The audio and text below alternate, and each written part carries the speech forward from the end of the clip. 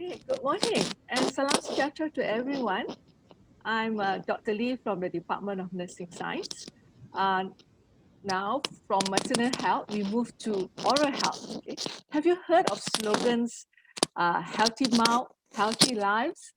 Yeah, it tells us that oral health is fundamental to our total health, our well-being, and our quality of life. Yet, disparity in oral health still exists in some segment of population. So to know more about the issue of oral health, let me introduce to you our next speaker, all the way from Australia, Associate Professor Dr. Tony Barnett from University of Tasmania. Yeah. Good morning, Prof. Are you there? Can you hear? I can hear you fine. Thank you very much, Ling. Yeah. You see me okay? Yeah. So ladies and gentlemen, let me tell a little bit about Dr. Barnett. Now, he has a long list of impressive portfolio, which you can view on his website. Now, he is an eminent nurse academician. He has held a position as the head of School of Nursing at Deacon's and Monash University. And in that role, he has conducted many teaching and research activities, supervising many postgraduate students, not only in Australia, but also in Singapore, Hong Kong, and of course, Malaysia. Now, Dr. Barnett has been awarded and delivered on competitive research and other grants, project grants worth a total of 20 million Australian dollars and has published numerous papers. Now, at present, Dr. Barnett is the director of the Tasmanian Centre for Rural Health and director of the Australian Rural Health Education Network for over 10 years. He is a chief investigator with the National Centre of Research Excellence in Primary Oral Health Care. He had led the primary care network study that investigated how to improve oral health services in rural and remote areas. Today, we are privileged to have Dr. Barnett to talk about challenges of oral health in rural Australia. After the talk, the Q&A session will be open to the audience. Please do use the Q&A box instead of the chat box to post your questions. Yeah. So okay. Without much ado, with pleasure, I now hand over the platform to Dr. Barnett. It's now yours, Prof. Thank you. Okay. Thanks very much, Ling. I'm looking at the picture of you, which is very beautiful, and me on the screen. And I'm thinking, oh my gosh, look at all my grey hair and the growth around here. You look good, Prof. I don't feel as old as I look, I can assure you. So yeah, we'll get on with it. Thanks very much for the invitation. It's an absolute delight to get invited and to talk to you all. I shall now try and share the screen. I'll stop the video and share the screen, and we'll see how we go.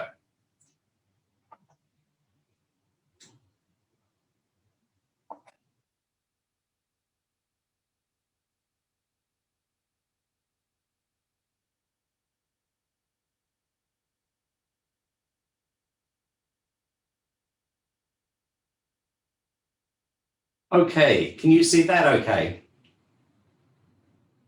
Yes. Okay, beautiful. Thanks very much. Okay, we'll try. Thanks for the very kind and generous introduction. I'd like to talk about the challenges of oral health in rural Australia. This work has been going on for about 6 or 7 years and involves a number of projects, and I've tried to synthesize some of that work in this presentation.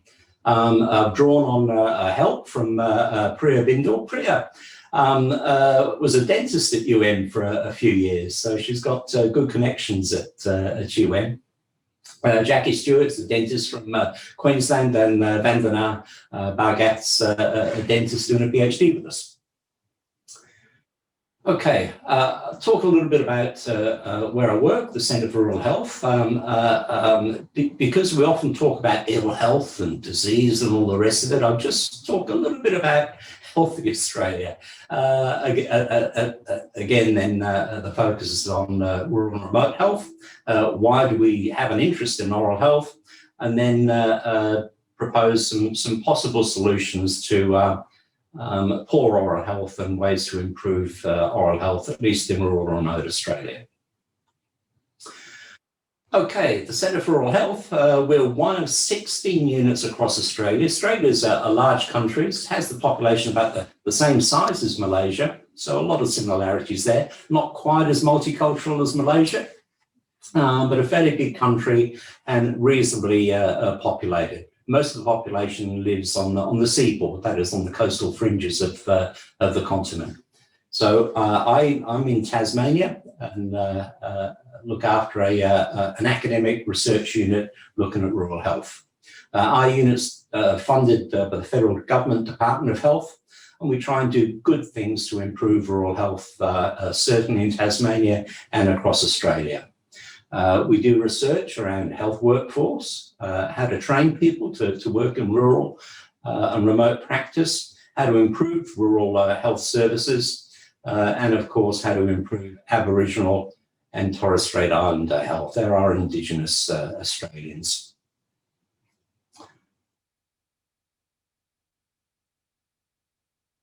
Okay.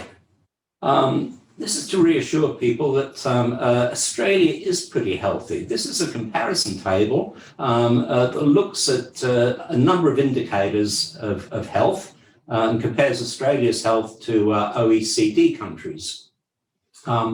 There's a few interesting ones here. I'll drop down to the bottom here. Life expectancy, we're in the top third of OECD countries. On most mortality measures, but unfortunately not infant mortality, not doing so well in the bottom third of OECD countries. Obesity, my gosh, that's a growing problem, and Australians are more obese in the bottom third of OECD countries, and certainly an area that's getting worse, not better in Australia, and we need to improve on. This little indicator also talks about decayed, missing and filled teeth. So this is one indicator of oral health. And you can see here that Australia is doing reasonably well in comparison to other similar countries. We're in the top third based on those indicators. So whilst the focus of some of the research we've been doing for quite a number of years is on oral health, it is relative, and relatively speaking, Australia is quite healthy. Having said that, the oral health of people living in rural and remote areas is a lot worse than people living in cities. So this is certainly a slightly skewed response. But overall, just to reassure everybody, Australians are generally healthy, but obesity is a big problem. Okay, if we have a look at the continent of Australia, it is large. I live in this little island down here, a bit like Penang, called Tasmania, that used to live and work around this part of Australia. This is a colour-coded map that divides Australia into remote areas and rural areas. Basically, it's colour-coded to say that the most remote areas are shaded in yellow, through to blue, then to light brown, and the most populous areas you can hardly see in this map, but they're the major, whoops, let me just go back.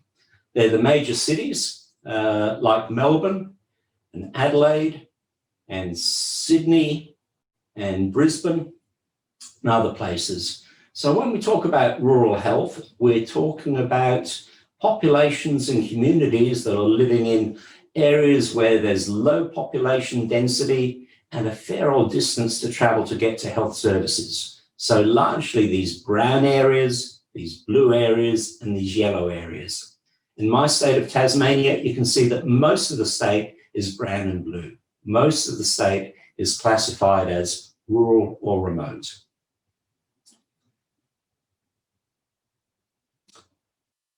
Okay, just a quick note on our Indigenous Australians, the Aboriginal and Torres Strait Islander Australians. There's between 3 to 4% of the population are Indigenous. And proportionately, most of the Indigenous Australians tend to live in more rural and remote areas. Proportionately, there are fewer Aborigines living in major cities. So a big target for rural health and remote health is to improve Aboriginal health, because that's where a greater proportion of Aboriginal people live. Okay, just a couple of pictures. We were doing some research up in Queensland around dental health. This is with Jackie Stewart, and I had to pull over to the side of the road. We were in Outback, Australia, Outback, Queensland, because I saw this sign here. It says a little town called Yallaroy. Let's go back, Yallaroy, and it's got a population of 4 people. Now, in most places in the world, you wouldn't even name a place that's got a population of 4 people, but in Outback, Australia, it gets a mention and it's on the map.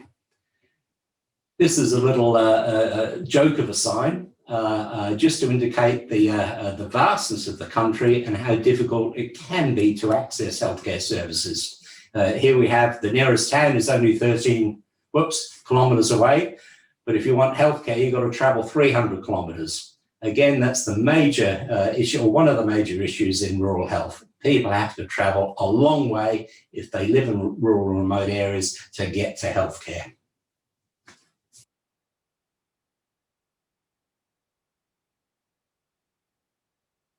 Okay.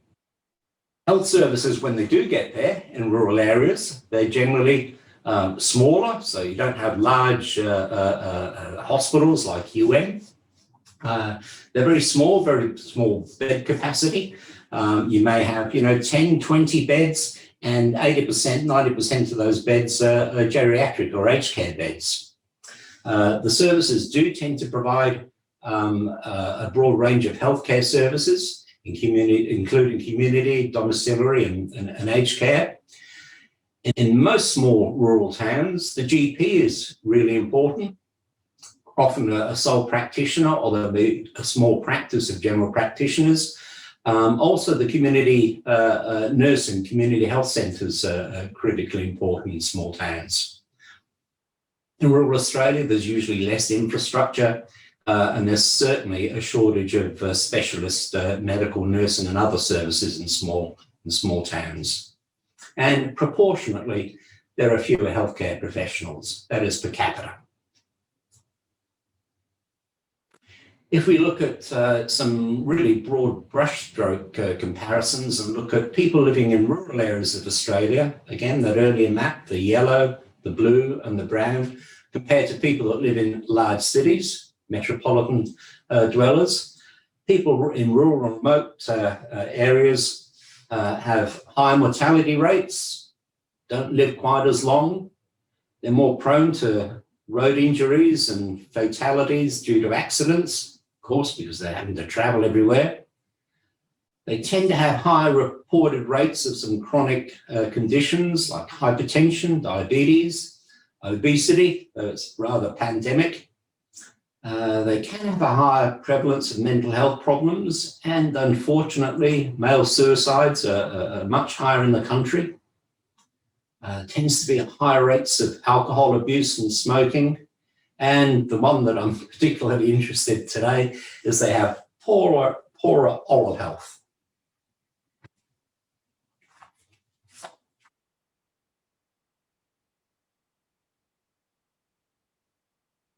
Why have we got these differences between people who live in the big smoke in the cities and people that live in smaller towns in rural remote areas? Well, one of the major predictors of health or determinants of health is socioeconomic status. So people who live in the country in smaller areas tend to have lower levels of household income, not as well employed in high salary positions, and tend to have a lower education on the whole. There may be higher occupational risks, especially in the country if there's farms and mines. If they do have a health problem, they often need to travel. So if you have to travel to get healthcare, you may be more reluctant to go to the doctor or to the hospital or to the clinic. They have poor access to health services, and as we've seen previously, lifestyle factors play an important part in poorer health. Diet can sometimes be a problem because they, in some areas, have less access to fresh fruits and vegetables. Having said that, I've got a little asterisk there to say that not all rural areas are the same. You do get wealthy, rich, and very, very healthy rural areas, and then you get very poor and unhealthy rural and remote areas as well. So they're not homogenous, but we do tend to generalise. Okay, just to emphasise the importance of the social determinants of health, this is an indicator of socioeconomic status. We have the lowest on the right-hand side, socioeconomic status, having the highest rates of premature deaths. So you can see, there's a sliding scale here from basically the poor to the wealthy.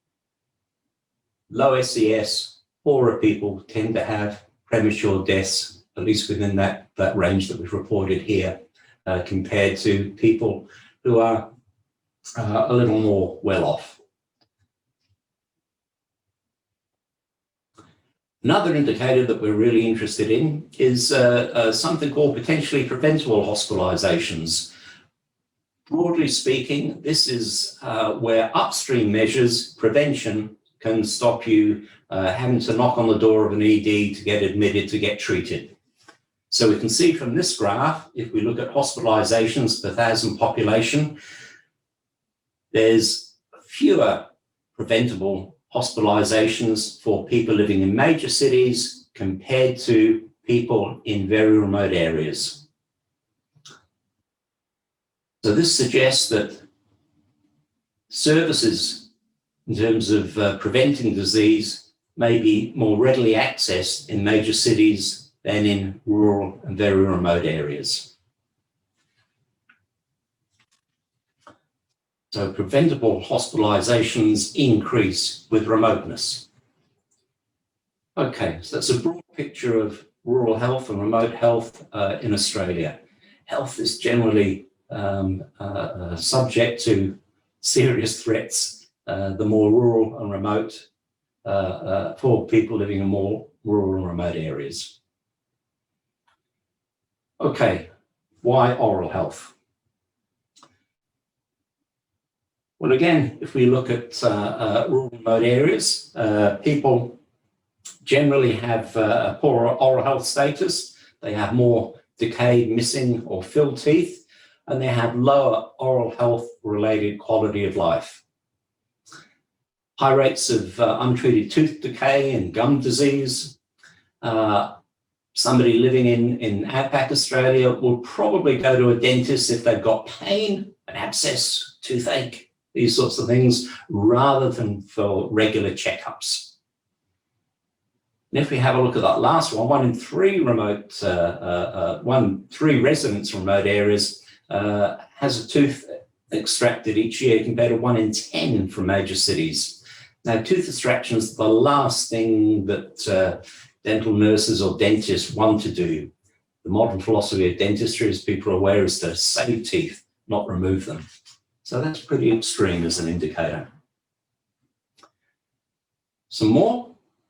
Number of preventable hospital admissions due to dental conditions is lower in major cities and really high for remote areas. So that sort of indicates that people wait till they get some serious oral health problems, serious abscesses, then they knock on the door of the ED and need to get admitted to get extractions and antibiotics and more serious treatment. Now, second point, over 1 million consultations with medical practitioners for dental-related issues. Gosh, why aren't the people going to dentists or oral health practitioners?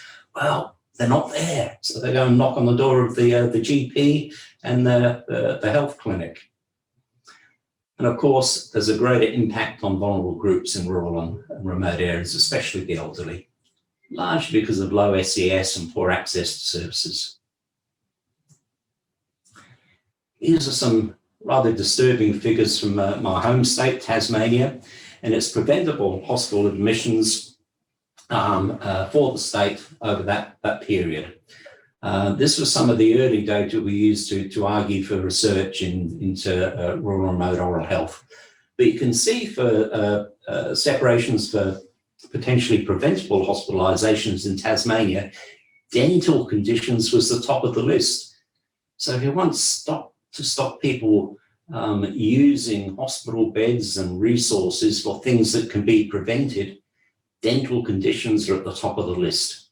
How can we prevent people coming into EDs and elsewhere to reduce these hospital admissions so that resources can be directed to other areas? Okay, top of the list of preventable conditions. Okay, other factors contributing to poor oral health in rural remote areas. Well, sugar, too many people drinking too much Coke and other sweet products. And even though tobacco consumption is reducing, it's still relatively high, and alcohol tend to be increasing. So big risk factors there, and poor diets. People aren't looking after their teeth and gums terribly well, not brushing their teeth 2 or 3 times a day, and in rural remote areas, not going to the dentist or an oral health therapist regularly enough. Most of Australia has fluoride added in the water, which is a really terrific public health measure, reduces the risk of dental caries. There can be long waiting periods for public health, for public dental care, largely because there's not enough of it due to lack of funding. And we know there are just not enough oral health therapists and dentists and dental practitioners working in rural remote areas. Most of them are working in the city. It's where the population is, it's where the money is. Oh, I had to show you this, and I'm so sorry it's a breakfast seminar.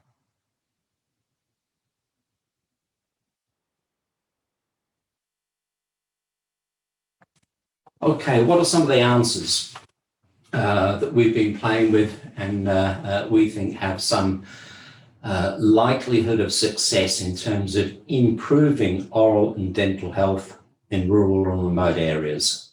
Well, upstream activities are really, really important. We think it's really important to invest more in oral health promotion activities, get people to eating healthy diets, get them to stop smoking, get them to brush their teeth, and get them to visit their dentist or an oral health therapist fairly regularly, not just the front up to the dentist when they get a toothache or when they get an abscess or dental trauma.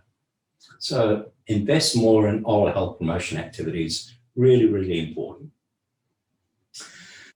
The second group of solutions or ideas is to build the oral health capability of non-dental care workers, so nurses, doctors, physios, OTs, speech therapists especially. They look at mouths and inside mouths. So we think there's some benefit in improving the oral health training at undergraduate level as nurses are prepared and other healthcare professionals are prepared, so they don't ignore the mouth. But we also think it's important that this education is ongoing.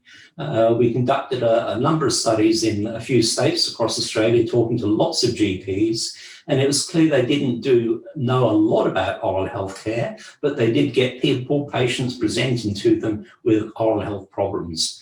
So we think it's important to provide continuing education once, twice a year about more common oral health presentations so they can be managed more effectively. So we think there is a need for ongoing education, often because GPs and other healthcare professionals think, oh, it's the dentist that deals with the mouth, we don't need to go there. The next group of strategies and solutions is service integration. In Australia, oral health is often very separate from general health. I don't believe it's as separated in Malaysia, but it certainly is Australia. So there's a fair bit of segregation between oral and dental health and more public health measures. We think there should be better communication, or more effective communication, referral pathways between dental providers and more general health providers. In one of the studies we did, we asked GPs and nurses, if you get a patient with an oral health problem, do you refer them and talk to the dentist? And they said, yes, we have terrific relationships. When we talk to the dentists and the oral health providers, they said, no, we never hear from these people. They don't even contact us. And it was the same thing, the vice versa. The dentists thought they had terrific relationships with the GPs. And when we asked the GPs about that, they said, no, we didn't know that. So we don't hear from the dentists. So we know there are communication problems. It's one of perception. Okay, we think oral health should be aligned more closely with general health. That is, not the mouth not removed from the body, it's part of the body. And it may help if there are more integrated approaches to education, to professional learning, into professional education, where we have nurses working with oral health therapists and dentists and doctors doing the same. Other solutions is, you've got to fix the system. There are some pretty big system problems that we encountered. So we think we can improve access into residents of rural towns through better service delivery models. We think there really needs to be an improvement in public-private service providers. In Australia, 80 to 90% of dentists are in the private sector, so they cost money. There is no great or large enough investment into public dental services. So we think a fair bit of work needs to be done there, and it would produce some positive results.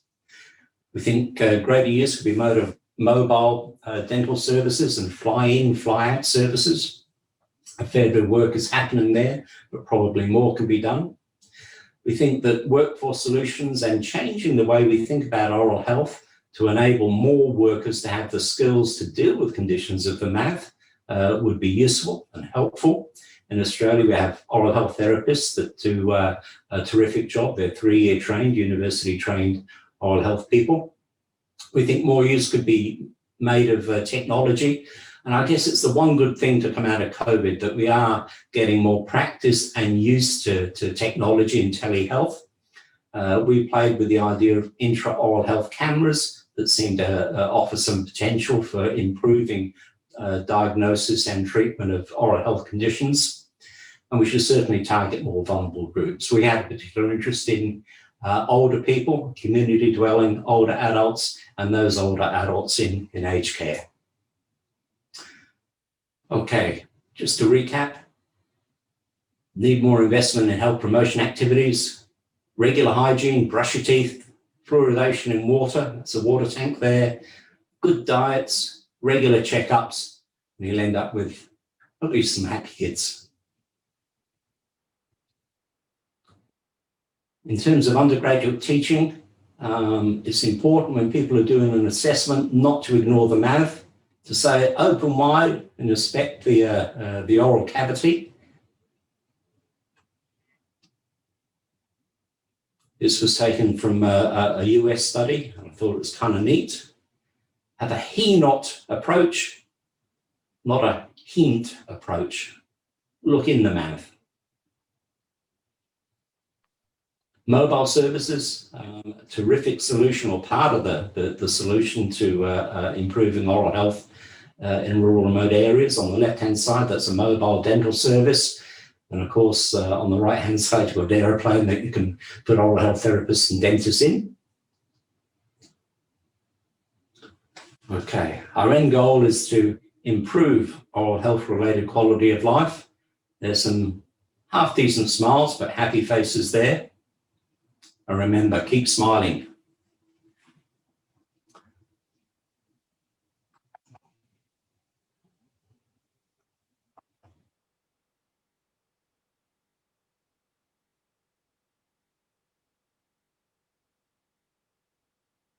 Thank you.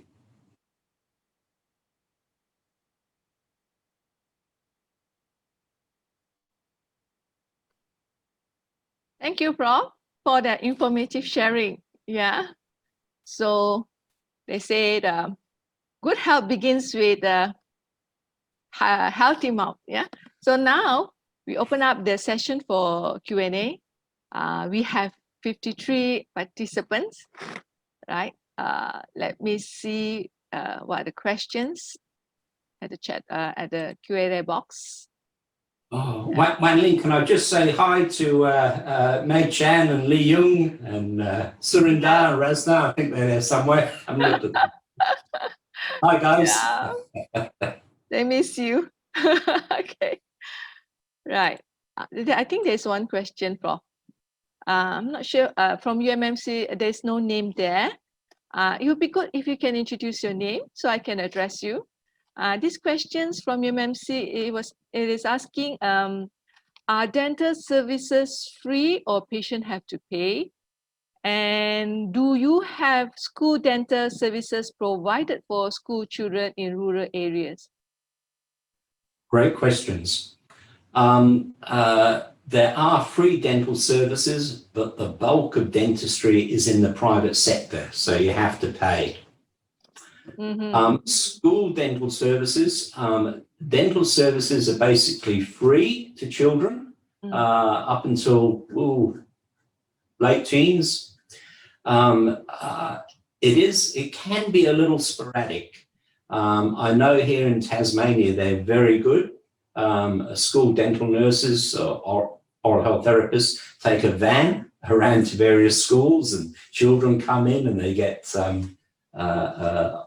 therapies and checkups and all the rest of it.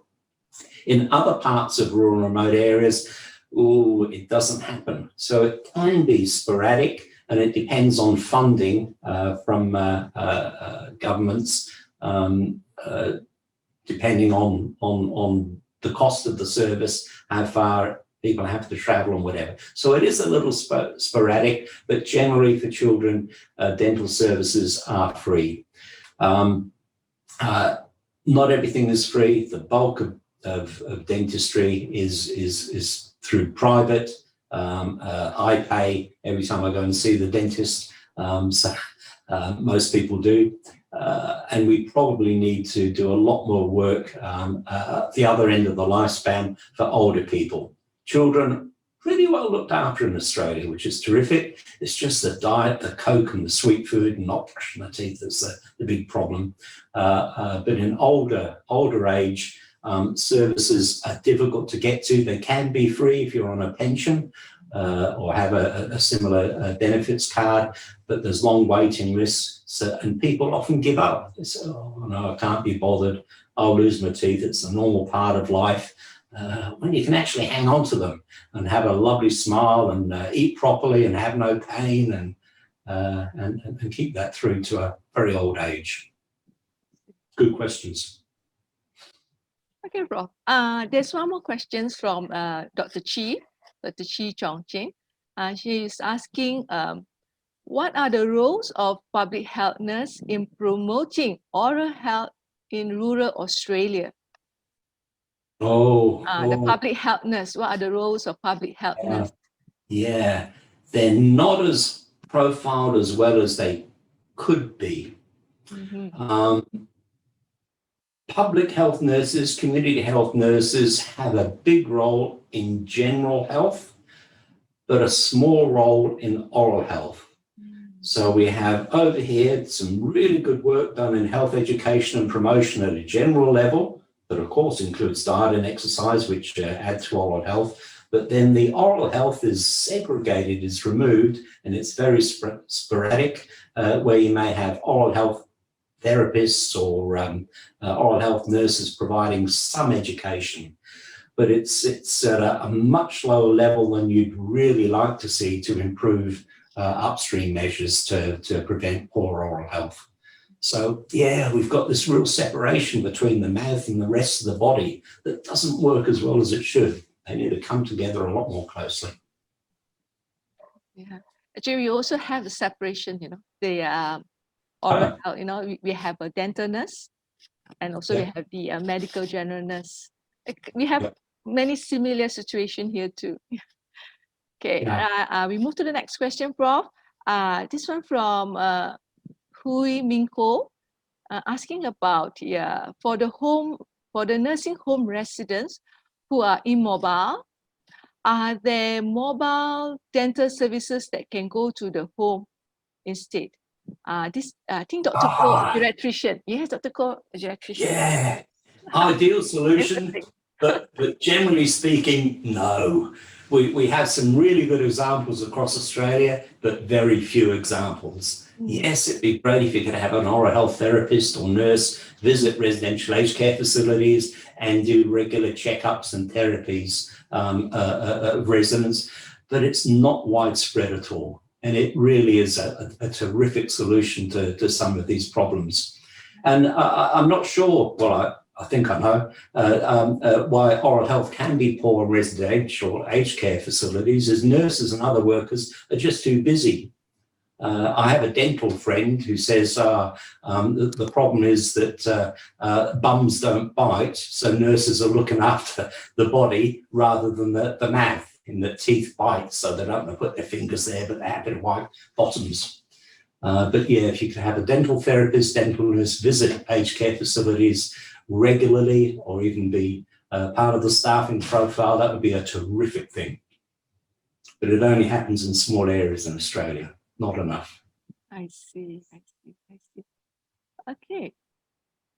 Prof, this I think a question in the chat. Okay. This is from Dr. Muhazmi, a family physician in UMMC. He says that he likes the idea of aligning oral health with general health. And he says that in Malaysia, we have the dental clinic service together under the same roof with our outpatient clinic in our government health clinic in the community, including rural areas.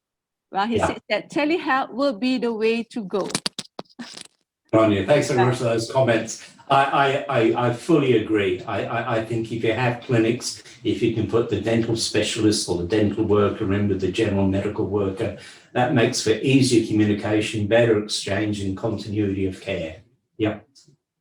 And I did understand that does happen in some community clinics in Malaysia. So yeah, that's terrific. Doesn't happen very often here, but we have a dental PhD student looking into that. Why doesn't it happen here? Professor Sarah from Orthopedic Surgery, she's asking, should the government insist that every rural GP practice have a dentist attached? It would be nice, but there are many more GPs than there are dentists, so you'd have to train up a lot of dentists, and I don't think it's worth the expense. Generally speaking, a GP can service, I'll say, X number of people. In Australia, a dentist needs a practice of about, with a service a population of about 5,000. You know, so the ratios make it very difficult. If you've got a sole GP, you can't put a dentist there. But you could have visiting dentists, you could have visiting therapists, and for larger clinics, yes, it could certainly happen. I think it's definitely the way to go, but there are a whole lot of economies of scale need to be considered. Okay.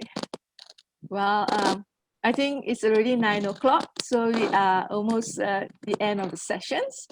On behalf of the our department, Nursing Science and Dr. Chong, we would like to thank Dr. Barnett for sharing your interesting work with us.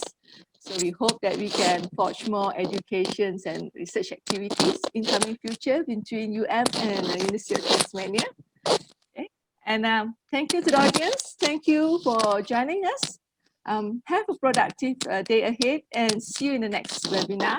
So stay safe, kita jaga kita. Thank you, Prof. Bye, see you. Bye-bye. Bye.